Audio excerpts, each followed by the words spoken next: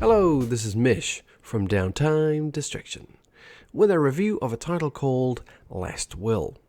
As always, being open and honest, I received this review copy for free. So Last Will is a first-person puzzle game where you're trapped inside an old mansion, but instead of actually trying to escape, you're trying to access the heart of the old mansion to unlock the massive fortune of inheritance. So this game is being released onto Steam on the 23rd of August at a price of $13 US or your regional equivalent.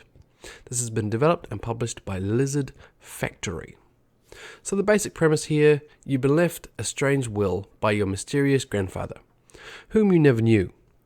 He wanted you to access the middle room of the mansion to unlock the massive fortune to try and prove your worth that you live up to the name that you have. So you start in the lobby and you need to solve the riddles of each room to unlock the next room. Currently, the game has 4 chapters. Only one is currently accessible.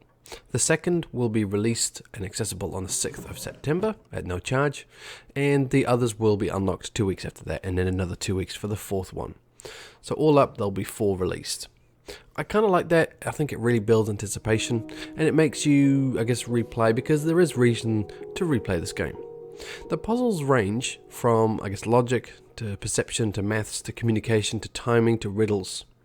There's also a randomization feature that when you go into a room for a second time, it's probably never going to be the same because the puzzles are rotated around.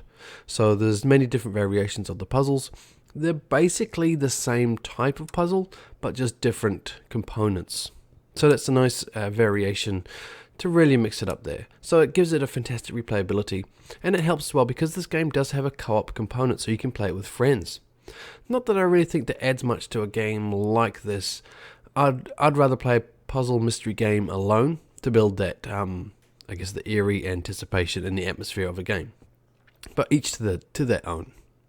So we have one more game mode as well. So it's the same in essence, but you're timed. So instead of just trying to figure out the puzzles in your own time, you have an hour to finish all 5 rooms. So this is normally the point where I take a look at the options menu. But for this title, it's built on the Unity engine, and the options all pop up prior to launching the game. So here's the basic stuff in there. So we have resolution, full screen on or off. You can choose your display. You have graphics options from, faster to the normal, then to the fantastic. So very basic options there. And it has rebindable keys, but no audio options, so that's a bit of a down point there. Okay, so let's move on to a summary of graphics, audio, and gameplay, and just summarize my thoughts on the game as well. So let's start with graphics. So the room layout is nice. You walk through the door of a new room, and they look fantastic. Very atmospheric, very eerie, and very well laid out. But that perception really changes when you start interacting with the items in the area around you. You can see clipping, ugly edges, unpleasant textures. Visually in that regard, it looks quite dated. But overall, the game does a good job visually of setting the atmosphere and the tone.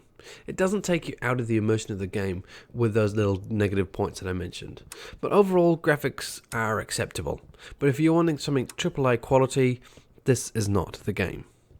So let's move on to audio. So audio is good. Very eerie. The ambient sounds are good. Minimal voice acting, but from what I heard, it's quite good. So I hope to hear more in the other chapters.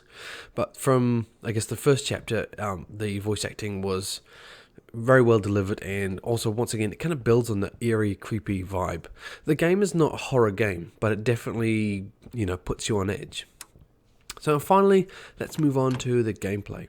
So once again, very, very atmospheric. The story is delivered very nicely, so you get an understanding of the basic situation to start with, and you're slowly drip-fed more detail about how crazy your grandfather really was. The puzzles are well balanced and varied. The game doesn't hold your hand, but you can access hints if you really get stuck. So it's not the end of the world if you get stuck at a point. You can access the little hint menu there to help you out. The game inputs are very simplistic, but that is by design. It's to really concentrate on the puzzles instead of anything else. And it really works. So your mind is often racing to resolve the puzzle as opposed to, trying to, inventory management or something else which you might have to do in a situation with other more complicated games. I do like how the content is staggered into release dates. So you've got that 2-week gap for chapter 2, another 2 weeks, chapter 3, another 2 weeks, chapter 4. But that might frustrate people who just want to binge on the game in one go, and I can understand that. So maybe if that's you, maybe you should wait till they're all released, which is obviously going to be a month and a half away.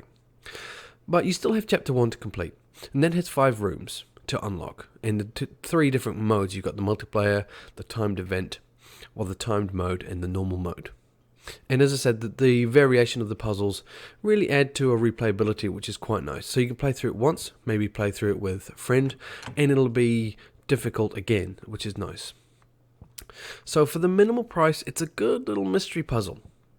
I wouldn't recommend it as an entry-level puzzle game, because the puzzles can be quite hard. And their visual look of it might put a few people off every now and again, because once again, it doesn't look that fantastic at some points. But if you're a fan of the genre, it's definitely worth a look. It's a very well delivered, eerie title. It doesn't have jump scares, which I enjoy. It's more of a building of suspense and an expectation of something's going to happen. And it may do in future chapters, but in the first chapter it didn't.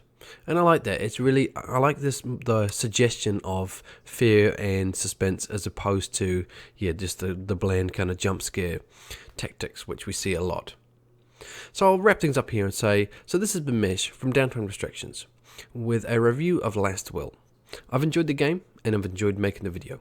I hope you also enjoyed the video and gained some valuable information from it. Thumbs up if you liked it, thumbs down if you didn't, obviously. Please comment and share the video, would be helpful to me.